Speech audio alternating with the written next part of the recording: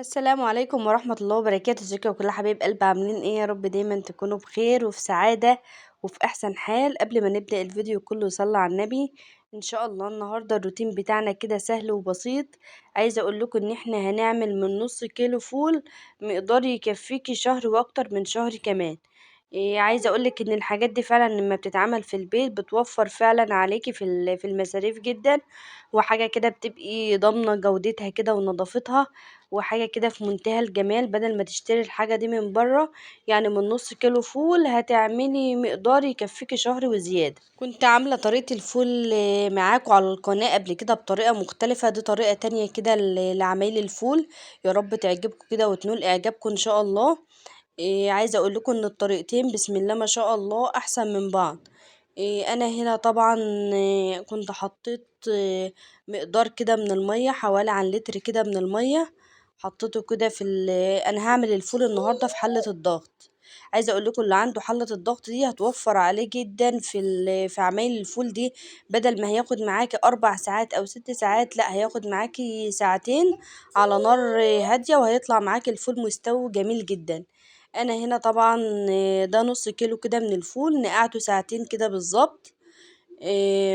وصفيت المية بتاعته. واول ما المية بدأت ان هي تغلي حطيت فيها كده ليمونة قطعها كده نصين، ومعلقة كده من الكركم، وبدأت ان انا احط كده الفول بتاعي. ومعايا كده كوباية او نص كوباية من الفول المدشوش او الفول اللي هو المفصص ده. ومعايا برضو نص كوباية كده من العدس الأصفر. عايزة أقول لكم إن الفول المدشوش والعدس الأصفر ده بيدي طعم جميل جدا للفول. وعايزه اقولك كمان ان فعلا حله الضغط دي بتوفر عليكي جدا في الوقت. لو انت مثلا عايزاه ومستعجله وعندك حله الضغط دي، ابدأي ان انت بلي الفول ساعه مش مشكله، يبقى ساعتين او مش مشكله يبقى مثلا من بالليل للصبح. وحطيه كده في قلبها، اغلي الميه وحطي الفول ووطي عليه وسيبيه حوالي عن ساعتين كده بالظبط. وابدأي ان انت تفتحي عليه. بس انا عايزه اقولك حله الضغط دي برضو يعني ايه، خليكي حذرة برضو وانت بتستخدميها، يعني لازم تبقي عارفة انت بتستخدميها ازاي. يعني قبل ما تفتحي الغطا بتاعها لازم يكون البخار بتاعها خرج كله. ولو عندك حلة الضغط وما بتعرفيش تستخدميها، هي استخدامها سهل جدا، بس حاولي ان انت تكوني حذرة وانت بتستخدميها يعني. هو استخدامها يا جماعة جميل جدا. لازم اهم حاجة الغطا بتاعك يبقى محكم ومقفول كويس، والزراير بتاعة التهوية دي تبقي عارفاها. يعني لو انت مثلا عايزة تفتحي قبل ما كمية البخار اللي فيها تخرج، هتحاولي ان انت تشدي الغطا بتاعها ده او ترفعيه كده لفوق بمعلقة او حاجة لعند ما نسبة البخار كلها تطلع. وبعد كده بتقدري ان انتي تفتحي الغطا، لان طبعا ضغط البخار بيبقى ضغط الغطا خالص، ما تقدريش ان انتي تفتحي الغطا وفي ضغط بخار. انا هنا اول مره حبايب قلبي استخدم حله الضغط في عمايل الفول، وبسم الله ما شاء الله ما خدش معايا وقت خالص، بالظبط كده خد معايا ساعتين كده على نار هاديه. وبسم الله ما شاء الله الفول مستوي وجميل زي ما انتوا شايفين معايا كده. بسم الله ما شاء الله. عايزه اقولك ان انت اما تعملي فعلا الفول في البيت حاجه كده ضامنه النظافه بتاعتها، ضامنه جودتها، حاجه كده عاملاها بايدك، منضفاه كويس منقيه كويس نقعاه مغيره الميه عليه بدل المره كم مره، عشان طبعا نسبه الغازات اللي فيه. عايزه اقولك ان هو فعلا بيبقى طعمه احسن من بتاع بره 100 مره. يعني انا عايزه اقولك ان ما شاء الله نص كيلو فول عمل معايا كميه حلوه من الفول. وطبعا الكميه انت بتحطها في الاكياس بتاعك او بتفرزيه على حسب احتياجاتك. انا هنا بقى هبدا ان انا اعمل له الدقه بتاعته او التجهيزه بتاعته، وهي عباره عن ايه. انا جبت معلقه كبيره كده من الثوم وحطيتها كده في الحله. عايزه اقول لكم ان انا الفول المره دي ضربته في الخلاط عشان انا عايزاه يبقى ناعم. يعني انت لو عندك هاند بلندر او عندك كب او اي حاجه من دي وعايزه تفرميه فيها عادي، عايزه تسيبيه صحيح زي ما هو كده براحتك، حاجه ترجعلك. بس انا حبيت المره دي كده عن المره اللي فاتت ان انا افرمه كده في الخلاط. انا هنا طبعا حطيت معلقه كده كبيره من الثوم، وفرمت كده 3 طماطمات كده، وبدأت ان انا بعد ما التومة كده اتشوحت معايا او خدت لون كده مايل للاصفر، بدأت ان انا انزل عليها بالطماطم بتاعت المفرومة. انا طبعا انا مصفياها. انا هنا كنت بوريكم شكل الفول. إيه ما شاء الله، بعد ما فرمته انا حبيته المرة دي يبقى بالشكل ده. ده طلب جماهيري يا حبايب قلبي. الجماهير عايزينه ان هو يبقى مفروم كده. هنا بقى نرجع للصلصة بتاعتنا او التقلية بتاعتنا. هبدأ ان انا احط عليها معلقة كده كبيرة من الكمون، ومعلقة برضو كده من الفلفل الاسود، وهظبط الملح بتاعها.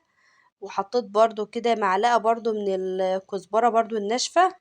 هظبط كده الملح زي ما قلت لكم، وهسيبها لعندي ما تتسبك معايا. واول ما تتسبك معايا كده هنزل عليها بالفول اللي احنا فارمينه كده مع بعض.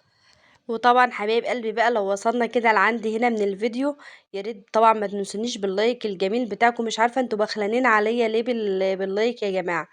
إيه حبايب قلبي، اللايك هو اللي بيرفع الفيديو كده حبايب قلبي. يعني يا ريت اللايك الجميل فضلا كده وليس امرا.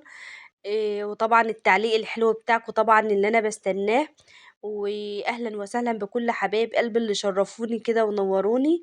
يا ريت حبايب قلبي كده تفعلوا الجرس وعشان طبعا يوصل لكم كل جديد بننزله ان شاء الله. نرجع بقى كده للفول بتاعنا. هنا بعد ما الطماطم بتاعتي كده اللي اتسبكت معايا وبقت جاهزة، نزلت عليها بالفول بتاعي وهبدأ ان انا اديله تقليبة زي ما انتوا شايفين كده. عايزه اقول لكم ان كده الفول بيبقى معاكي جاهز، هتبداي ان انت تفرزيه وتطلعيه في اي وقت انت حابه ان انت تطلعي منه. يا دوبك بس هتحط له معلقه كده من السمنه، او زي ما بتجهزيه او زي ما بتعملي له التشويحه كده بتاعته. يعني انت مش هتبداي ان انت تعملي له اي حاجه غير شويه الزيت او معلقه السمنه، وكده يبقى الفول جاهز معاكي. وعايزه اقولك بيوفر معاكي في المصاريف جدا. يعني انتي ما شاء الله هتعملي الكمية على عدد افراد اسرتك زي ما انتي عايزة. ايه رأيكم في الفول بتاعنا؟ الفول بتاعنا بسم الله ما شاء الله حاجة كده في منتهى الجمال. وعايزة اقول لكم ان الطعم بتاعه تحفة.